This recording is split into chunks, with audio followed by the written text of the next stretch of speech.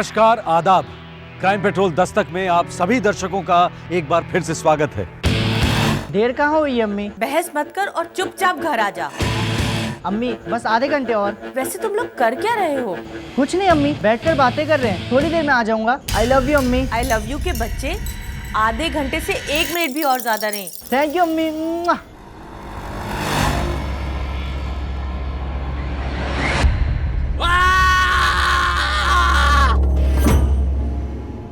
बचपन और जवानी के बीच का पड़ाव है कुमार अवस्था या टीनेज।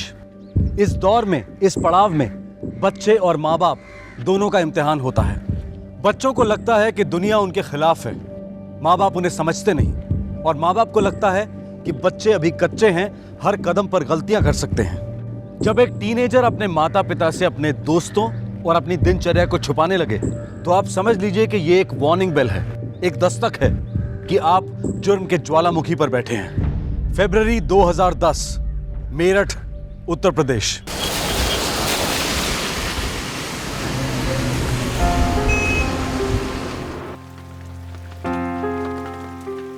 तुम्हें क्लास के लिए देरी नहीं हो रही? क्लास देरी से जाऊं नहीं जाऊं क्या फर्क पड़ता है? प्रोफेसर वैसे भी तो पकाना छोड़ने वाला नहीं है। उसने तो बोरियत में पीएचडी की है। तू ना आजकल रोज रोज झूठे बहाने करके क्लासेस बंक करने लगा है। तो फिर रियल रीजन बताऊं क्लासेस बंक मारने का?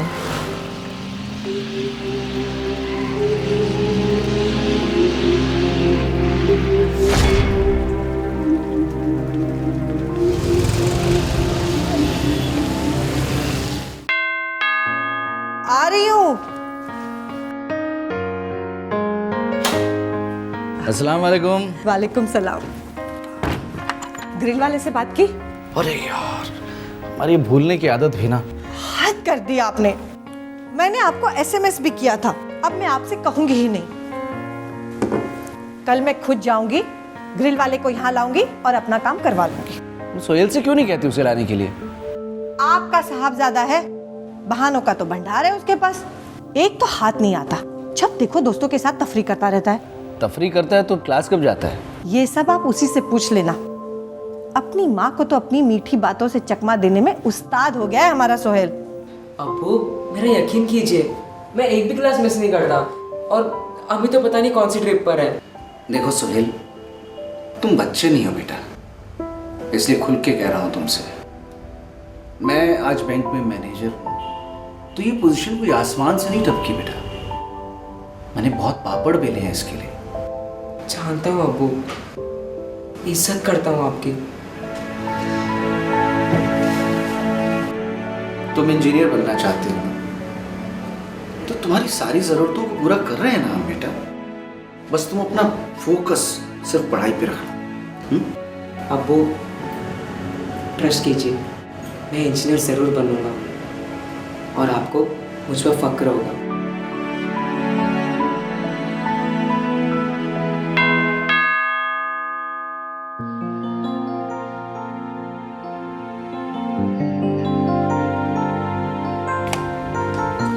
अस्सलाम वालेकुम। वालेकुम सलाम। अरे भाई, वो ग्रिल वाले को भेजा था हमने, आया कि नहीं? आया था, शुक्र है आपको याद तो रहा।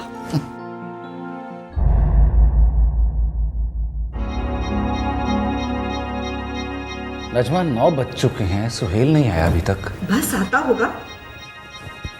कह रहा था 7 बजे तक की क्लास है। The number you have dialed is currently switched off. Najma, आई। नजमा, सोहेल का फोन स्विच ऑफ आ रहा है। उसके किसी दोस्त का सेल नंबर है? नहीं, कभी जरूरत ही नहीं पड़ी। आपने क्लास में फोन किया? नहीं। नंबर है वहां का? मैं अभी ढूंढ कर लाती हूँ। ये लीजिए।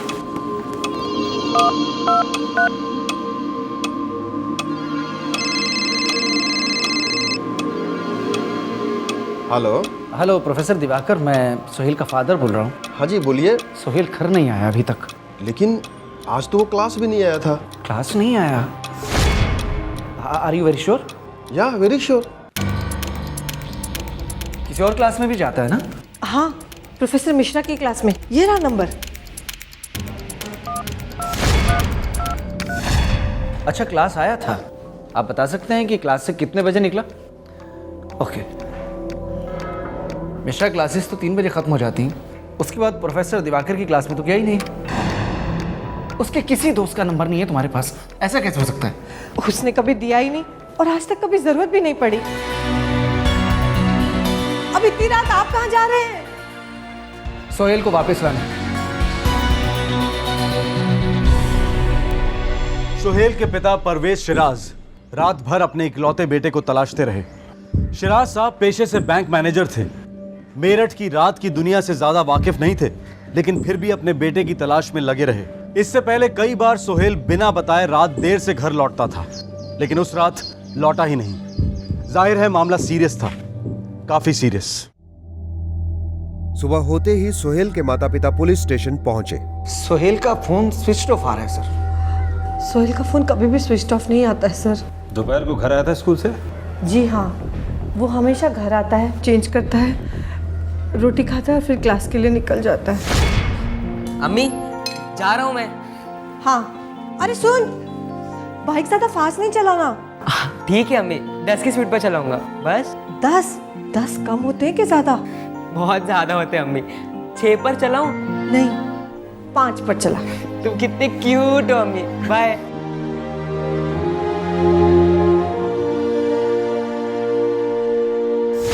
दोपहर की क्लास में गया था सर, लेकिन शाम की क्लास में गया ही नहीं सर। सोहेल की कोई खास सहेली है? I mean girlfriend? हमें नहीं लगता सर। कौन से स्कूल में पढ़ता है आपका लड़का? PL इंटरनेशनल, आनंदपुरी वाला। जी। मिस्टर परवेज ने कल रात को भी मुझे फ़ोन किया था। मैंने आपसे कहा था सोहेल कल 1 बजे स्कूल से निकला था। जी, आपने कहा था, लेकिन इंस्पेक्टर साहब कुछ और जानना चाहते थे। मैं जानना चाहता हूँ कि सोहेल की अपनी क्लास में किसी से कोई प्रॉब्लम थी? नहीं, बिल्कुल नहीं। Sohail is a well behaved boy. मैं उसके दोस्तों से बात करना चाहता हूँ। ज़रूर, लेकिन आपको मेरे ऑफिस में बात करनी होगी, और प्लीज़ थोड़ा प्यार से। सर, स्कूल में हम एक ही क्लास में हैं, लेकिन प्राइवेट ट्यूशन अलग अलग है। सोहेल हमारे साथ नहीं आता, वो दिवाकर और मिश्रा जी की क्लासेस जाता है। क्लासेस खत्म होने के बाद दोबारा मीटिंग होती है तुम्हारी? नो सर, क्लासेस खत्म होने के बाद हम नहीं मिलते। दरअसल सोहेल अपने क्लास वाले ग्रुप के साथ ही घूमता है। उस ग्रुप में कोई खास दोस्त है सोहेल का? नो सर, उस ग्रुप से हम किसी को नहीं पहचानते। वो हमारे स्कूल के भी नहीं है। मिलते कहाँ हैं वो लोग? सर, सोहेल कभी अपने ग्रुप के बारे में बात ही नहीं करता है। हाँ सर, एक बार शाम को देखा था उसे। कहाँ पर? क्या कर रहा था? उसके दोस्तों के साथ स्नैक्स कॉर्नर पे था। शेरगढ़ी वाला स्नैक कॉर्नर, PVS रोड पर? Yes sir.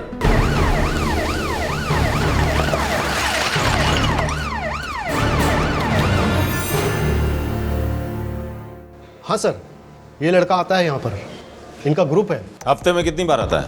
डेली आता है साहब, लेकिन सर कल इसके सिर्फ 2 दोस्त आए थे, ये नहीं आया था। इस ग्रुप के लड़कों के नाम जानते हैं आप?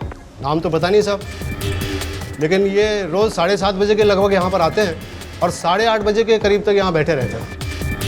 सोहेल रोज 8:30 के आसपास ही घर लौटता है सर। मिस्टर परवेज, इस ग्रुप के लड़के क्या सोहेल की क्लास के हैं? हो सकते हैं सर, और नहीं भी। हम लोगों ने इस बात पे कभी गौर ही नहीं किया सर। देखिए, मैं श्योर तो नहीं बोल सकता, लेकिन सोहेल राजू से काफ़ी क्लोज लगता है। मैं राजू से मिल सकता हूँ? श्योर, पर इंस्पेक्टर साहब प्लीज़ बी जेंटल, स्टूडेंट है मेरा वो। सर, मैं सोहेल विवेक बहुत क्लोज है। स्नैक्स कॉर्नर जाते हो? हाँ, हम डेली जाते हैं, लेकिन कल सोहेल नहीं आया था। क्यों? पता नहीं सर। हम मिश्रा जी के क्लासेस में मिले थे, फिर हम दिवाकर सर के क्लासेस में मिलने वाले थे, और फिर स्नैक कॉर्नर में, लेकिन वो दिवाकर सर के क्लासेस में आया ही नहीं। अरे तेरे वो क्लास में वो लड़की है ना, हॉट है। तुझे तो ना हर लड़की हॉट लगती है। थोड़ा चिरविल मार यार, क्या हॉट वॉट करता रहता है। साले, अगर वो मुझे एक भी हिंट देगी ना, मैं उसके लिए कुछ भी कर लूंगा। तू ना इस दुनिया का सबसे बड़ा पागल है। इतना ओवर तू बनेगा ना, एक लड़की नहीं पड़ेगी तुझसे। तूने तो PhD की है ना लड़कियों के ऊपर। तुझे ना जो समझना समझ। मैं तो भाई जा रहा हूँ, मेरे को लेट हो रहा है। डेट पे लेट आ? मैं किसी डेट वेट पे नहीं आ रहा है, समझा क्या? मुझे पागल मत समझ, 2-3 लड़कियों को ऐसे पटा कर रखता है और बाद में मजा लेता है। मेरी ना एक टिप याद रखना, कभी भी किसी लड़की को इतना भाव मत देना, एक लड़की नहीं पटेगी, वो लोग को अच्छा नहीं लगता ये सब, समझा? 2-3 गर्लफ्रेंड तो होंगी सोहेल की। नो सर, वो ऐसे ही मजाक में बोलता था। एक तो होगी। हो सकती है, लेकिन सोहेल बहुत सीक्रेटिव है, वो किसी को कुछ भी नहीं बोलता।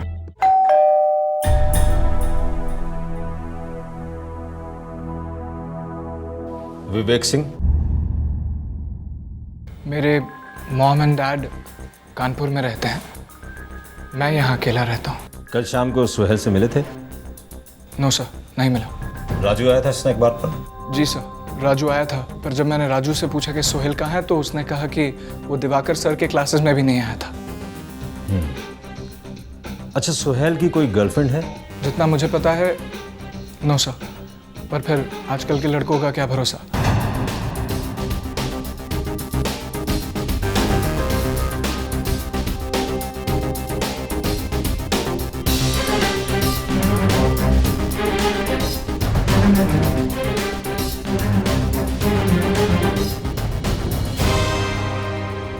सोहेल का फ़ोन तो अभी स्विच ऑफ आ रहा है सर। मिस्टर परवेज, हम ये तय नहीं कर पा रहे हैं कि ये केस मिसिंग का है या किडनैपिंग का। मिसिंग क्यों होगा सर? और मेरे सोहेल को कोई किडनैप क्यों करेगा सर? यही सवाल तो मैं आपसे करना चाहता हूँ मिस्टर परवेज।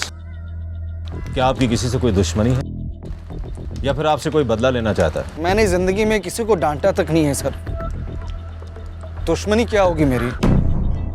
सोहेल को गायब हुए 2 दिन बीत चुके थे। पुलिस के पास एक भी सुराग नहीं था। कहीं से सोहेल के बारे में कोई खबर नहीं आ रही थी। आखिरकार एक खबर आई। यह खबर एसएमएस के रूप में थी और इस एसएमएस को भेजने वाला खुद सोहेल था, और शायद नहीं भी।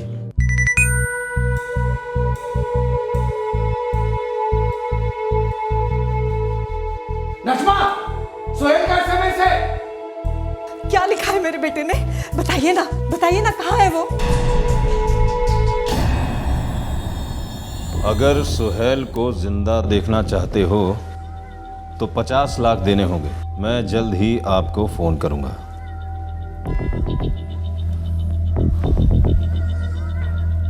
मुझे पहले से डाउट था मिस्टर परवेज, ये टिपिकल किडनैपिंग का केस लग रहा है। मेरी किसी से कोई दुश्मनी नहीं है। किसी को आपके पैसों से प्यार है मिस्टर परवेज। सर, सोहेल का फोन अब भी स्विच ऑफ। सिर्फ मैसेज भेजने के लिए स्विच ऑन किया होगा, फिर स्विच ऑफ। कोई बात नहीं, सेल फोन की लोकेशन ट्रेस करो, अब इस केस का खाता खुलेगा।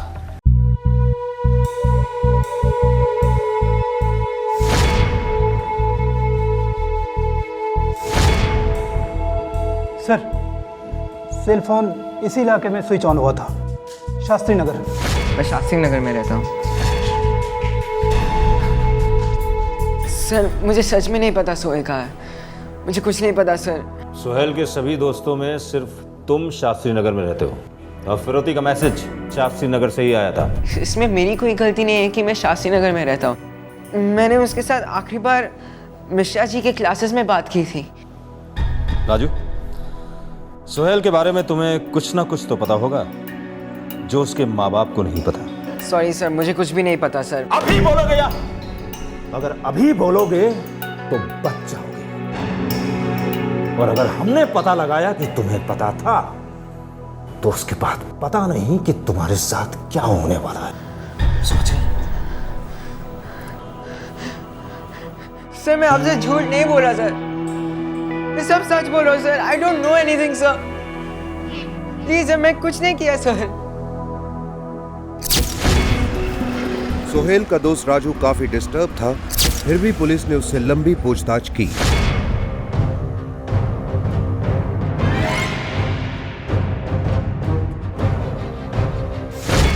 राजू सोहेल का करीबी दोस्त था, उसे भी सोहेल के गायब होने से काफी मजबूत धक्का बैठा था।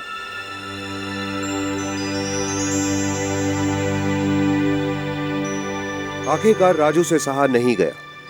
एक बात थी जो उससे बोली नहीं जा रही थी, उसने वो बात लिखकर बयान की।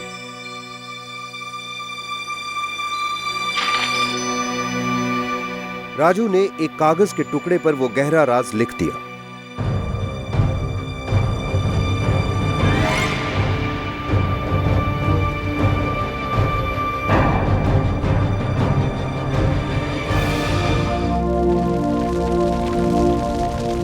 पर उसके लिखे हुए खत ने इस केस को सर के बल उलट दिया। प्यारे मम्मी पापा, मुझे माफ कर देना। मैं आप लोगों को ऐसे छोड़कर जा रहा हूं, पर मेरे पास कोई रास्ता नहीं बचा था। मुझे पता था कि एक ना एक दिन पुलिस को सब पता चल जाएगा। पहली बार मैं बहुत डर गया था, दूसरी बार मैं जानता था कि सच सामने आ जाएगा। मैंने सुहेल को कुछ नहीं किया, पर मैं इतना जानता हूं कि विवेक सुहेल से नफरत करता है। सिर्फ विवेक जानता है कि सुहेल कहाँ है। आपका बेटा राजू। मार डाला, मेरे राजू को मार डाला आपने। आपने जरूर उसे धमकाया होगा, मारा भी होगा। अरे प्यार से पूछा होता तो ये नौबत नहीं आती। हमने आपके बेटे के साथ कोई जोर जबरदस्ती नहीं की। ये सब तो कोर्ट तय करेगा और मैं आपको कोर्ट लेके जाऊंगा। आपने मेरे बेटे को मारा, छोड़ूंगा नहीं मैं।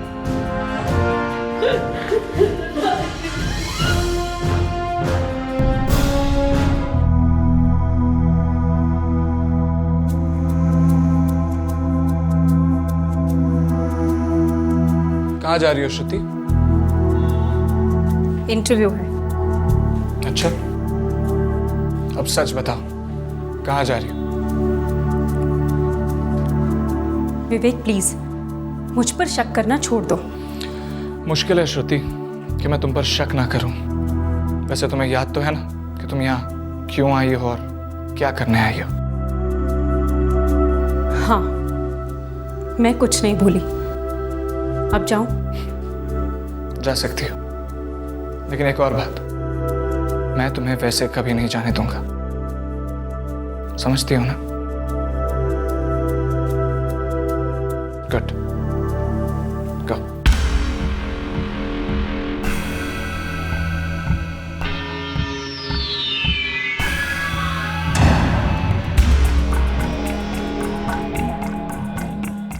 क्या प्रॉब्लम है सर? प्रॉब्लम है मिस्टर विवेक, हम पर शक किया जा रहा है।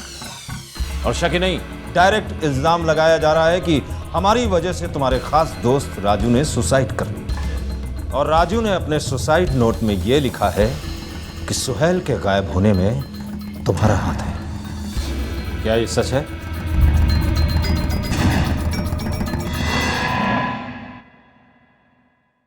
राजू झूठ बोल रहा था। उस दोपहर सोहेल के साथ राजू भी आया था वहां। कहाँ? मेरे घर।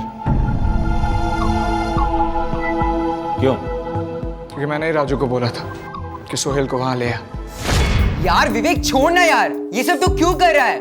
क्योंकि उस कमीने को बहुत चर्बी चढ़ी है, इसलिए। लेकिन कुछ नहीं। साले, तू मेरा दोस्त है कि नहीं? बस खत्म। तो फिर जो मैं कहता हूं तू वो करता जा। तू सोहेल को बोल तुम दोनों मिलकर मुझे बर्थडे पे सरप्राइज कर रहे हो, और उसे बोल दारू वारू पियेंगे, उसे किसी भी तरह मनाकर यहाँ पर लेकर आ। समझा? क्या बात कर रहा है यार, मुझे तो पता ही नहीं विवेक का बर्थडे है। अरे मुझे भी कहाँ पता था, मैंने वो फेसबुक देखा ना, उसके लिए सब आया। साला बड़ा छुपा रुस्तम निकला विवेक। उसके लिए आज हम उसको एक सरप्राइज पार्टी देते हैं, ठीक है? चल चल निकलते हैं। चल। Cheers! यार विवेक, सिर्फ ड्रिंक से काम नहीं चलेगा यार, थोड़ा डांस हो जाए। यही नाचेगा आपस में? छमियाओं के साथ नाचोगे, मुजरा चलोगे? क्या बात कर रहा है यार, लेकिन एंट्री कैसे मिलेगी? तुझे आम खाने के पेड़ गिनने, बागीचे का माली तो मैं ही, मुझे एंट्री नहीं देंगे तो सालों की हालत नहीं खराब हो जाएगी। चलो बॉटम अप करो। चीयर्स। राजू और सोहेल नाबालिग थे। उनकी दोस्ती विवेक से थी, जो उनसे उम्र में काफी बड़ा था। विवेक की संगत ने उन दोनों को बिगाड़ दिया था।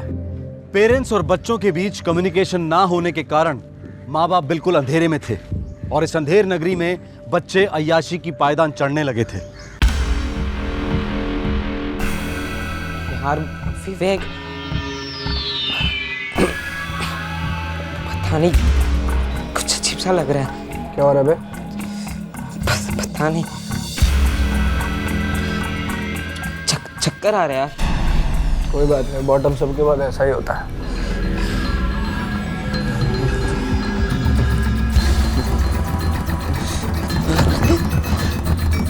मैंने सोहेल की ड्रिंक में 15 नींद की गोलियां घोल दी थी।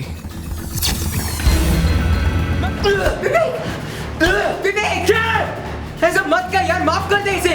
इसे माफ नहीं करूंगा मैं, इसे आजाद कर दूंगा। इसे ऐसी जगह भेजूंगा जहां से कभी वापस नहीं आएगा। ये मैं अकेला नहीं कर रहा हूं, तू भी इसमें बराबर का हिस्सेदार है। क्या? मुझे फंसाएगा, तू भी फंसेगा। अगर मैं डूबा तो तू भी डूबेगा। चुप बैठ। अरे बेचारे को माफ कर दे। ये तूने क्या कर दिया यार? तूने तो सोहेल को जान से ही मार दिया। क्या? ऐसा क्यों किया तूने यार? ऐसा मत बोल यार, मैंने कुछ नहीं किया। कोई बात नहीं, तू डर मत। मैं हूं ना, अपने काम करते हैं। अपन इसकी लाश को ना ठिकाने लगा देते हैं। किसी को पता नहीं चलेगा कि ये तूने किया है। चल।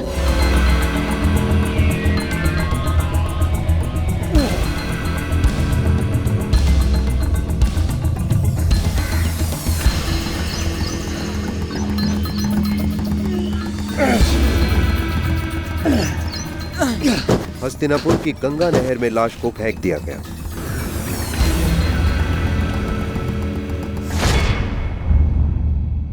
जानता था मैं कि राजू की तरह एक न एक दिन पुलिस मुझ तक भी पहुंच तो जाएगी, बस इतना नहीं पता था कि इतनी जल्दी पहुंच जाएगी।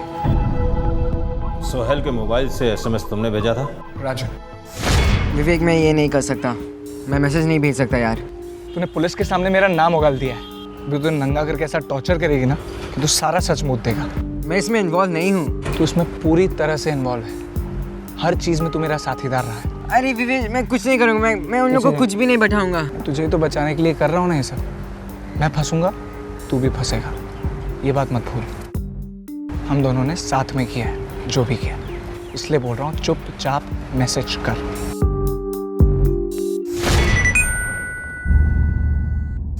वहाँ ढूंढिए, वहाँ।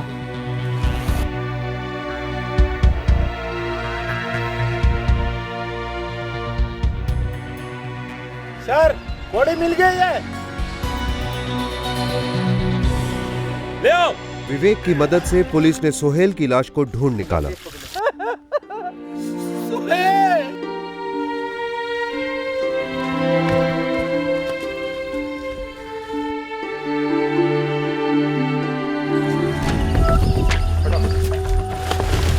विवेक ने सोहेल की मोटरसाइकिल को भी पास में छुपा दिया था।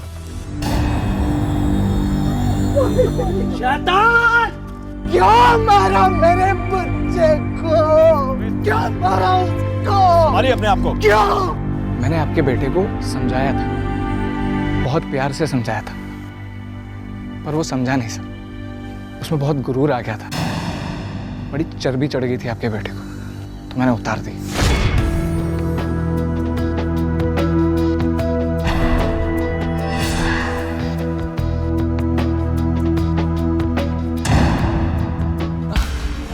अरे कमॉन है विवेक, मैं और श्रुति खाली अच्छे फ्रेंड्स। साले, मैं क्या कल पैदा हुआ?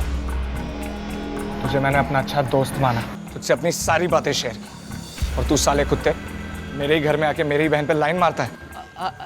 ऐसा कुछ नहीं है विवेक, तू गलत समझ रहा है, तू मिसअंडरस्टैंड कर रहा है। उसने भी मुझसे झूठ बोला और इसने भी मुझसे झूठ बोला। इसके हस्बैंड की हाल ही में डेथ हुई है सर। मैं इसे मेरठ लाया एक नई जिंदगी स्टार्ट करने के लिए, और ये बेशर्म मेरी बहन है, 17 साल के बच्चे के साथ फ्लर्ट कर रही थी, वो भी मेरे दोस्त के साथ। मैंने कभी उसके साथ फ्लर्ट नहीं किया। तुम उसे घर पर लेकर आए थे, तुमने उसे इंट्रोड्यूस करवाया था, मैंने क्या किया?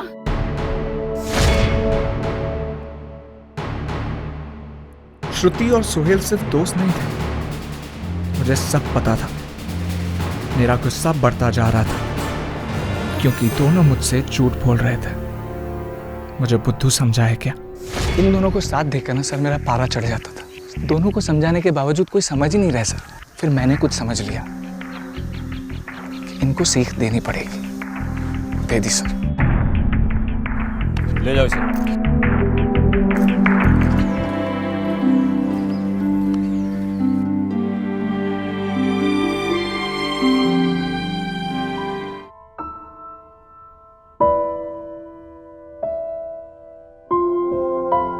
मैं इंजीनियर जरूर बनूंगा और आपको मुझ पर फक्र होगा।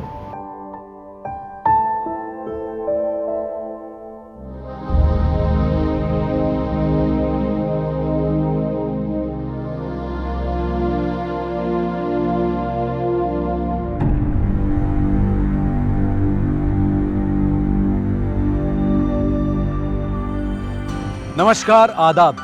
क्राइम पेट्रोल दस्तक में आप सबका एक बार फिर से स्वागत है।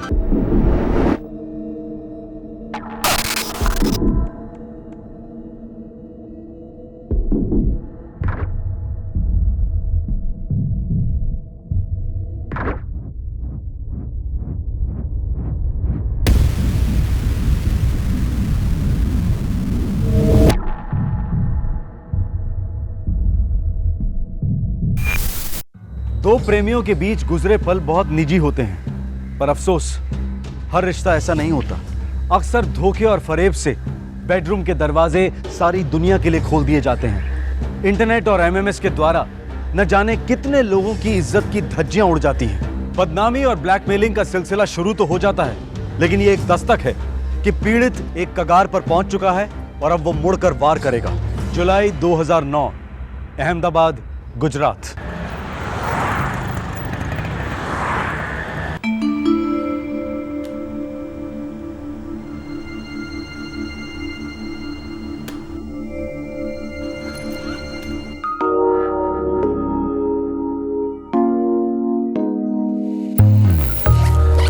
આવું છું માં, આવું છું બાબા। विशाल, શું આવું છું? नाश्ता નથી કરવાનું? माँ, आप नाश्ता कर सकता हूँ या मीटिंग कर सकता हूँ? बहुत ज़रूरी मीटिंग है, फिर मिलता हूँ। अरे विशाल, इतवार को अपने आप को फ्री रखना। दिव्या के माता पिता आ रहे हैं आनंद से। माँ बाबा, ये शादी होना भी ज़रूरी है क्या? जरूरी है, बिल्कुल जरूरी है। तुम अब 26 साल के हो गए हो। और दिव्या अच्छी लड़की है, तुम दोनों की जोड़ी खूब जमेगी। और हाँ, जल्दी से फिर हमें अपने पोता पोती के बाबा, मैं भी शादी नहीं करना चाहता हूँ, मुझे भी जीना है। लेकिन बेटा, अब आपने कुछ कहा ना तो घर छोड़ के चला जाऊंगा मैं। विशाल, शाम को मिलता हूँ, वहाँ जरूरी मीटिंग है। कैसी बातें करता है? क्या हो गया इसे? पागल है बिल्कुल। समझ में नहीं आता इसका क्या करें।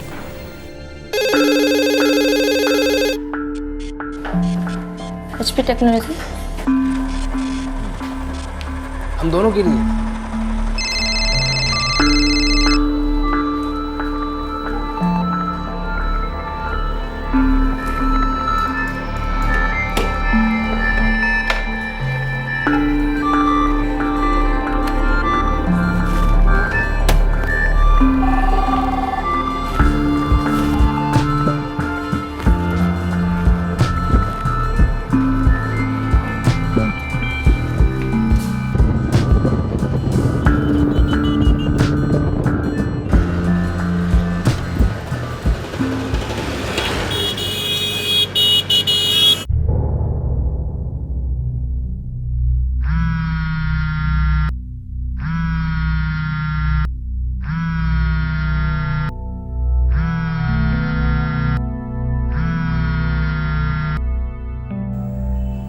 फोन भी नहीं उठा रहा।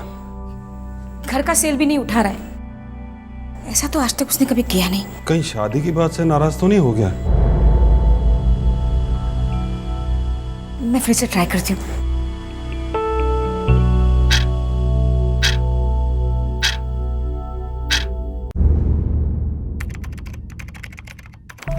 देखिए, गुस्से में कहीं चला वला गया होगा, कल सुबह तक आ जाएगा। कोई 15-16 साल का लड़का नहीं है मेरा विशाल, और जब वो 15-16 साल का था तब भी उसने ऐसा कुछ नहीं किया था। ऑफिस कहाँ? Helmet circle, Ambika chambers. अच्छा, कोई गाड़ी वाड़ी है? मतलब कार, बाइक? होंडा एक्टिविया चलाता है। दबे। जी सर। हॉस्पिटल्स और सारे पुलिस स्टेशन चेक करो, और पिछले 12 घंटे में जितने भी एक्सीडेंट्स के केसेस हुए हैं सबके रिकॉर्ड्स मंगवा लो। ऑफिस वाले ने क्या बोला? लंच के बाद ऑफिस से चला गया था, किसी को कुछ बताया नहीं। देखिए, हम उसके सेल फोन के रिकॉर्ड्स मंगवा लेते हैं, और तब तक ये एक्सीडेंट्स के रिकॉर्ड्स भी आ जाएंगे हमारे पास। इन सब में 4-6 घंटे तो बड़े आराम से जाएंगे। आप लोग मेरी बात मानिए, घर जाइए, मैं कल सुबह फ़ोन करता हूँ। 26 वर्षीय विशाल पांचाल अहमदाबाद शहर का रहने वाला था और एक अच्छी कंपनी में टेक्निकल इंजीनियर की नौकरी कर रहा था। और फिर एक दिन 19 जुलाई 2009 को विशाल घर नहीं लौटा। वो रात उसके माता पिता के लिए सबसे लंबी और मुश्किल रात थी। डर और उम्मीद दोनों उनके दिलो दिमाग को घेरे हुए थे। सुबह हो गई, सूरज निकल आया, लेकिन विशाल अब तक घर नहीं आया था और ना ही उसकी कोई खबर आई। मामला अब काफी गंभीर हो गया था।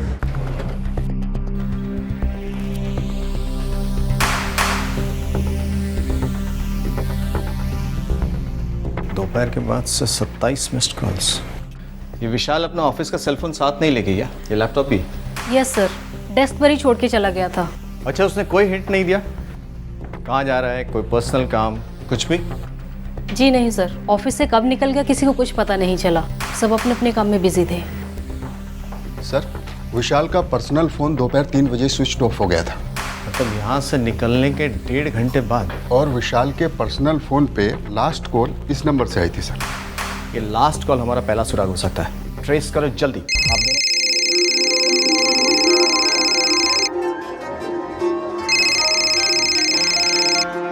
हेलो, मैं यूनिवर्सिटी पुलिस स्टेशन से बोल रहा हूँ। ये किसका नंबर है? जी मेरा है, मनीषा शाह। आप विशाल पांचाल को जानती हैं? हाँ ऑफ कोर्स जानती हूँ, मेरा बहुत अच्छा दोस्त है। सब ठीक तो है ना? जी, मेरी कल विशाल से बात हुई थी। कितने बजे? यही कुछ 1 या 2 के बीच। 1:30 पे, टू बी मोर प्रिसाइज। ये विशाल के पर्सनल फोन पे रिसीव किया गया लास्ट कॉल था। लास्ट कॉल मतलब? सर विशाल ठीक तो है ना? पता नहीं, बस फिलहाल है नहीं, गायब है। Oh my God. कब से जानती हैं उसे? कई सालों से, लगभग 9-10 सालों से। कॉलेज से? जी नहीं, मेरे एक अंकल हैं, विशाल उनका पड़ोसी था। मैं जब भी वहाँ जाती थी तो उससे बात होती थी। विशाल कंप्यूटर्स में बहुत ब्राइट है, उसने मेरी कई बार मदद की है। कंप्यूटर्स में? जी। विशाल की सगाई तय हो गई थी। जानती हूँ। ना खुश था इस रिश्ते से? वो भी जानती हूँ। आप भी ना खुश थी? क्या मतलब? आप दोनों का अफेयर था? What nonsense? सेंस।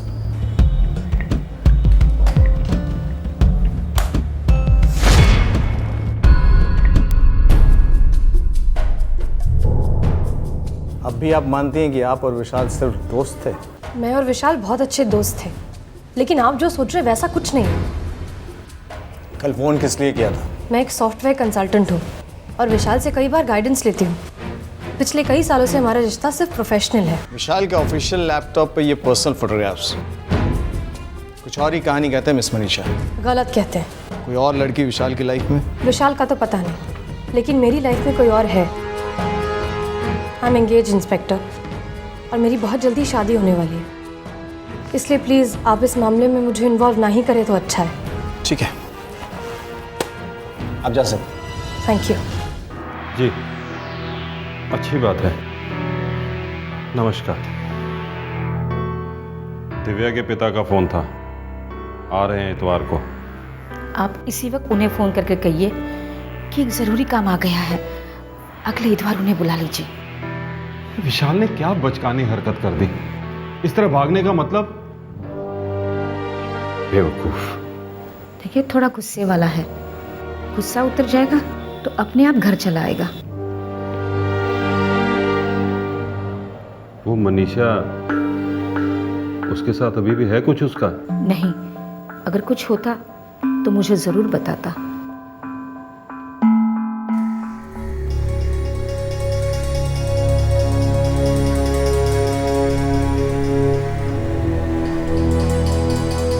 कौन यार, ऐसे चेहरा मत लटकाओ, इतना टेंशन लेने की कोई ज़रूरत नहीं। मैं टेंशन नहीं ले रही हूँ, मैं बस थोड़ी सी परेशान।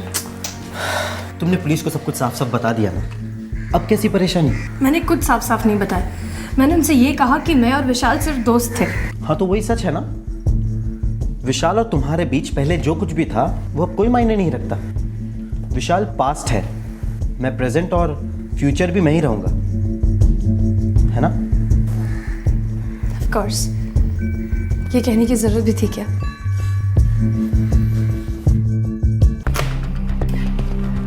सर, सारे पुलिस स्टेशन, हॉस्पिटल्स चेक किए, सिटी के बाहर भी चेक किया, विशाल की कोई खबर नहीं, ना ही उसके स्कूटर का कुछ पता चला। ये मनीषा की कोई खबर? लड़की ने पूरा सच नहीं बोला सर। अफेयर था ना दोनों के बीच? मजबूत अफेयर था सर, 3 साल पहले ही ब्रेकअप हुआ।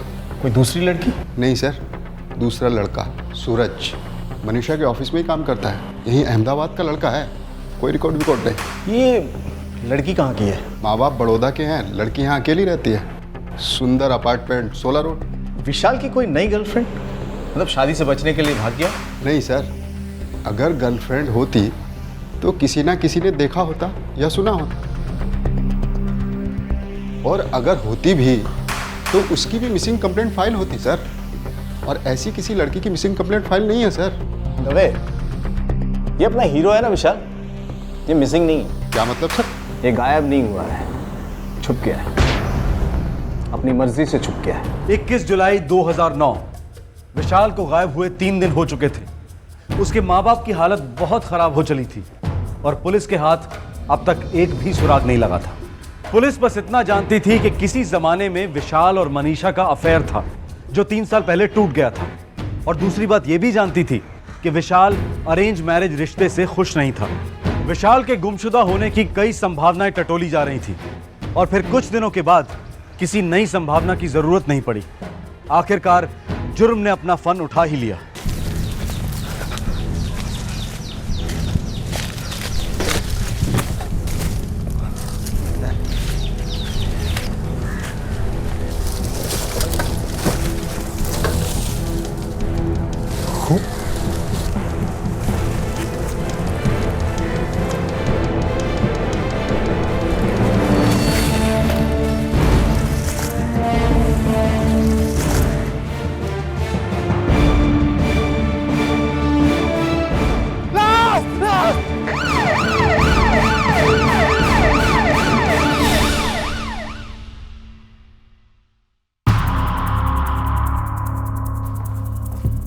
सर, एसजी हाईवे के पास तारापुर गांव में एक लाश मिली है, आधी जली है। साथ में स्कूटर है? Honda Activa.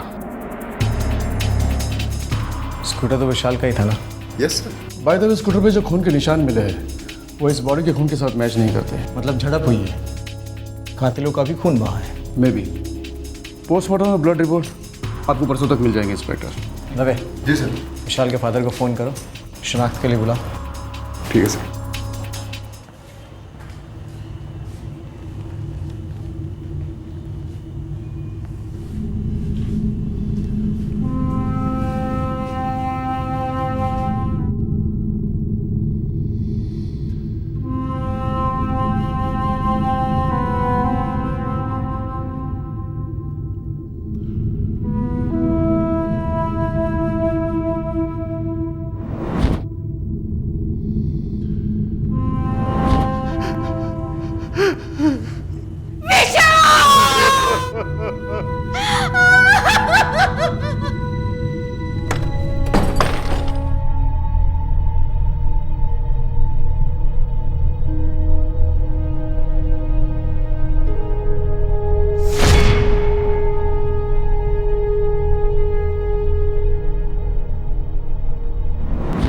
चलो अच्छा है मनीषा, मेरी फीलिंग्स को समझती तो हो तुम।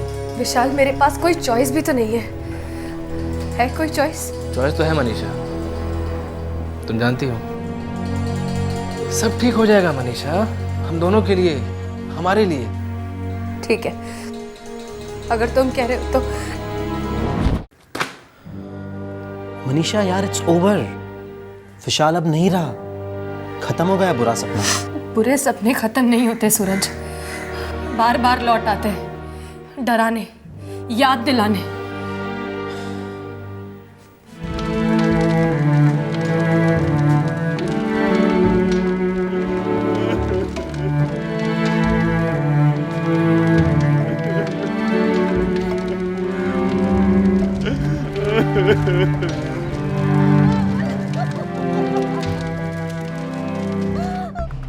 सर, इस कॉल रिकॉर्ड के अकॉर्डिंग विशाल का पर्सनल फोन दोपहर 3 बजे तक ऑन था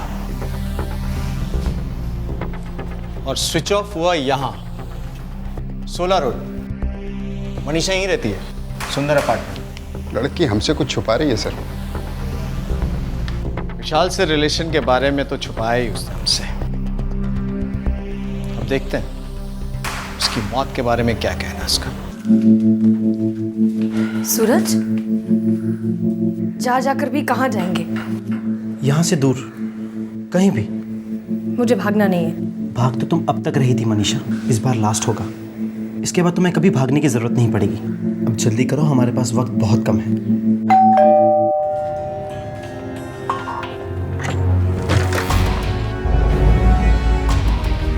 मनीषा कहाँ है? जी मनीषा तो बाहर गई है। अंदर जाने का टाइम आया तो मनीषा मैडम बाहर चले गई। चलो कोई नहीं, अंदर बैठ के मनीषा का इंतजार करो। सर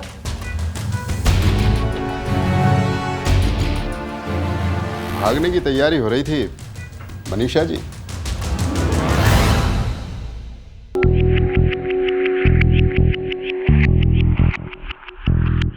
सूखे खून के धब्बे मिले हैं विशाल के स्कूटर पे।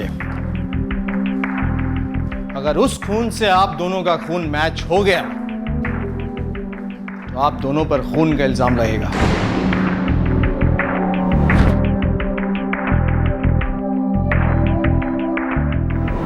बाकी रिकॉर्ड तो है हमारे पास। 16 रोड पर विशाल का फोन स्विच ऑफ हुआ तो उसके मोबाइल रिकॉर्ड्स कहते हैं। वही 16 रोड जहां आप रहती हैं मिस मनीषा। मिस मनीषा, आपका सेल फोन रिकॉर्ड बताता है कि 19 जुलाई को दोपहर 3 बजे के बाद आपका फोन तारापुर गांव में था, वही जहां आपके एक्स बॉयफ्रेंड विशाल की लाश मिली। अगर आप दोनों सब कुछ सच सच और फटाफट बता देंगे तो सबके लिए अच्छा होगा। हमें बुलवाने पे मजबूर मत करना, अच्छा नहीं लगेगा मुझे, और आप लोग को तो कतई नहीं।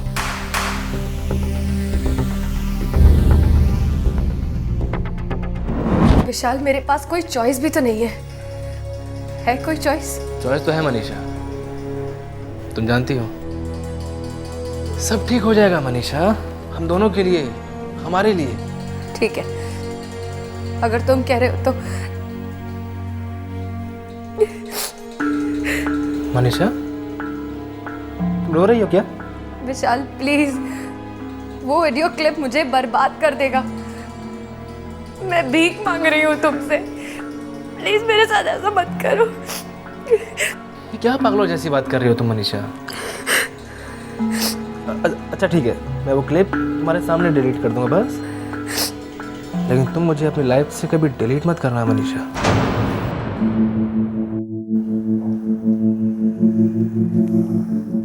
वीडियो क्लिप क्या था ये?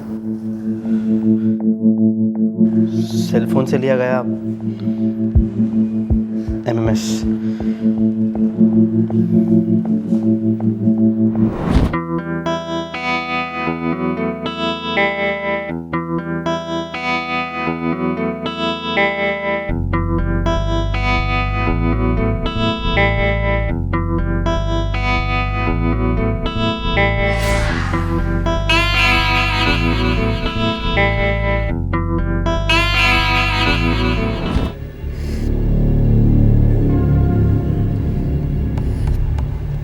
विशाल और मैं 7 सालों तक रिलेशनशिप में थे, बहुत करीब थे। MMS क्लिप के बारे में मालूम था आपको? मेरा मतलब है, जब शूट किया था तो मालूम था? पता होता तो शूट करने देती इंस्पेक्टर। मैं उससे प्यार करती थी, भरोसा करती थी उस पे, और पता नहीं क्यों उसने हमारे प्यार को इतने भद्दे तरीके से खत्म कर दिया। और फिर आपने नए प्रेम की शुरुआत की। हाँ, और ये विशाल से सहा नहीं गया। मनीषा ने मुझे पहले ही सब कुछ बता दिया था, और मुझे कोई प्रॉब्लम नहीं थी उनकी पहली रिलेशनशिप से। लेकिन विशाल को प्रॉब्लम थी।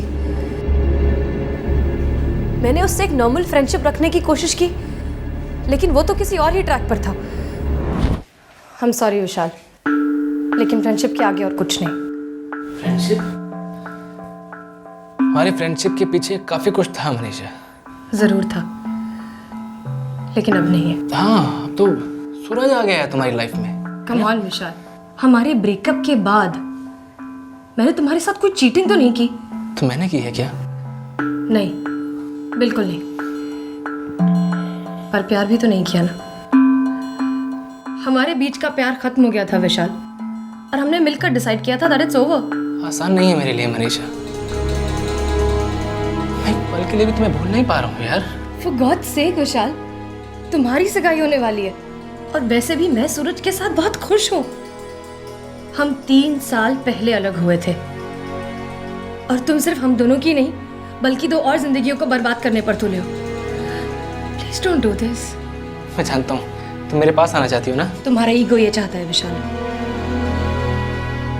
लुक, मैं तुमसे प्यार नहीं करती, तो इस बात को समझो और आगे बढ़ो।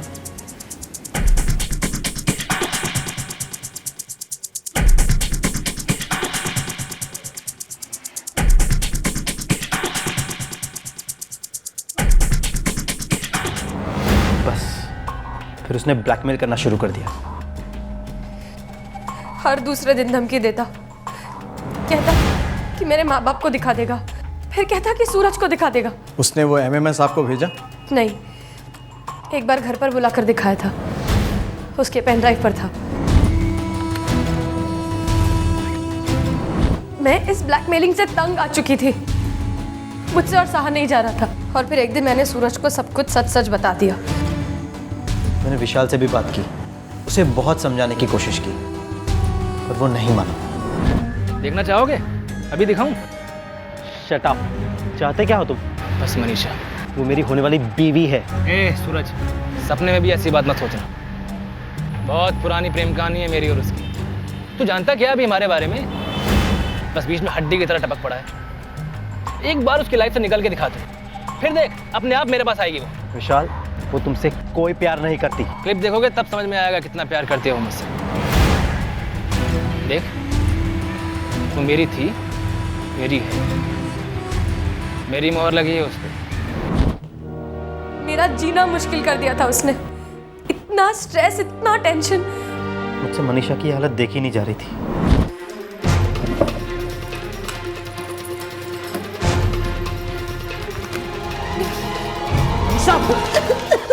ये क्या कर रही हो तुम?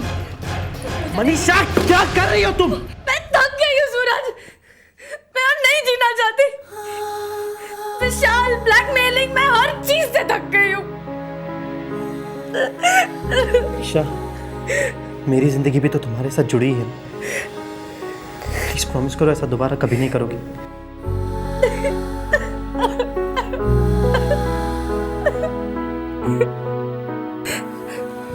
सूरज, विशाल वो वीडियो इंटरनेट पर डाल देगा, फिर तो सब देख लेंगे और मैं किसी को मुंह दिखाने के लायक नहीं बचूंगी। मेरे मम्मी पापा तो मर जाएंगे सूरज। उस पे भरोसा करो मनीषा, आई प्रॉमिस मैं तुम पे आज भी नहीं आने दूंगा।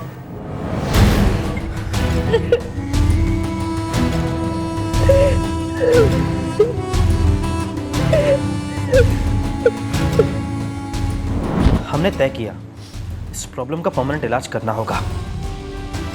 मैंने उस दिन दोपहर में विशाल को फोन किया और उससे कहा कि मैं सूरज को छोड़ने के लिए तैयार हूं। हम दोनों मनीषा के घर उसका इंतजार कर रहे थे और सोच के रखा था, आर्या पार। मनीषा, मेरा हाथ दोबारा थाम लो मनीषा, वादा करता हूँ बर्बाद कर दूंगा इसे। बर्बाद तो तुम कर चुके हो विशाल, उसे जिसे तुम प्यार करने का दावा करते हो। मनीषा, तुमने क्या ये लेक्चर सुनाने के लिए बुलाया मुझे यहाँ? लेक्चर्स का टाइम खत्म हुआ कमीने।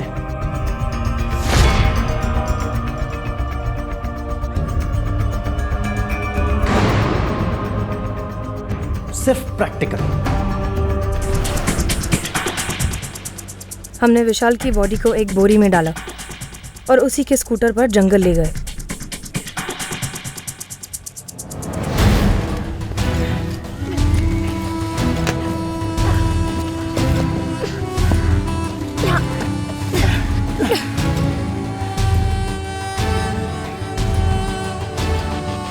हमने तारापुर गांव के पास जंगल में स्कूटर को फेंक दिया और साथ में विशाल की लाश को भी।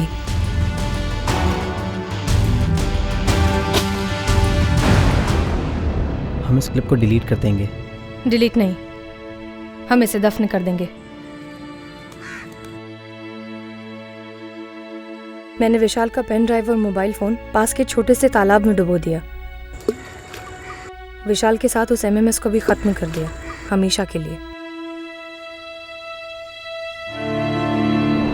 हमने विशाल की लाश पर से सारे आइडेंटिफिकेशन निकाल दी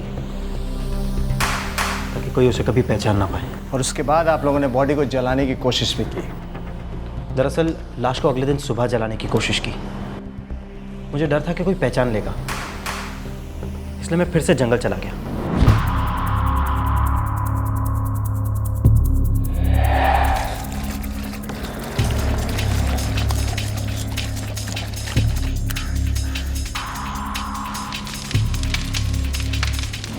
मैंने बॉडी जला तो दी, लेकिन बारिश ने सारा प्लान चौपट कर दिया। हमने लाश को तो पहचान ही लिया और अब कातिलों को नहीं। मुझे पता था कि हम कभी ना कभी ज़रूर पकड़े जाएंगे, लेकिन मैं उस एमएमएस क्लिप को बाहर आने से रोकना चाहती थी। मेरी, सूरज की, मेरी फैमिली की, सबकी इज्जत का सवाल था सर। कानून सिर्फ सबूत मांगता है मिस मनीषा, और कानून को दिखाने के लिए वो एमएमएस आपके पास है ही नहीं। मैं वो एमएमएस अपने पास कैसे रख सकती थी इंस्पेक्टर? मेरे पास विशाल को मारकर उस एमएमएस को डुबो देने के अलावा कोई चारा ही नहीं था। आपके पास चारा था, आप पुलिस के पास आती, अपने पेरेंट्स को कॉन्फिडेंस में लेके अगर उन्हें ये बात कहती तो बात यहां तक नहीं पहुंचती। और अब देखो कहां पहुंच गए तुम दोनों। लेके जाओ इन दोनों को।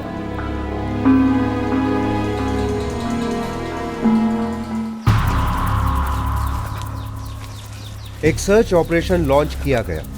मनीषा और सूरज के कपड़े बरामद किए गए। तालाब में से विशाल का सेलफोन और पेन ड्राइव ढूंढने के लिए फायर ब्रिगेड की मदद भी ली गई। विशाल के माता पिता को यकीन ही नहीं हो रहा है कि उनके बेटे ने ऐसी हरकत की है। सूरज और मनीषा के बीच अब विशाल तो नहीं है, पर उनके बीच जेल की मजबूत दीवार है। अब कानून ही तय करेगा कि यह दीवार कब तक बनी रहेगी। मनीषा शर्म से चूर चूर हो चुकी थी, लेकिन कम से कम सूरज शांति और समझदारी से काम ले सकता था। सभी भावनाओं में बह गए और बहा ढेर सारा खून। इस केस में विशाल और मनीषा के रिश्ते का अधूरा अंत पहली दस्तक थी, ब्लैकमेलिंग दूसरी दस्तक और सूरज को पता चलना तीसरी। पर तीनों दस्तक बहरे कानों पर पड़ी। गुस्से और जलन से अंधे 3 युवाओं ने 3 परिवारों को बुरी तरह घायल कर दिया और समाज को हक्का बक्का। हर जुर्म दस्तक देता है। ध्यान से सुनिएगा, जानें बच सकती हैं। फिर मिलेंगे, अपना ख्याल रखें, सुरक्षित रहें। जय हिंद। इस तरह के और भी एपिसोड देखने के लिए हमारे चैनल को सब्सक्राइब करें और बेल आइकन दबाना ना भूलें।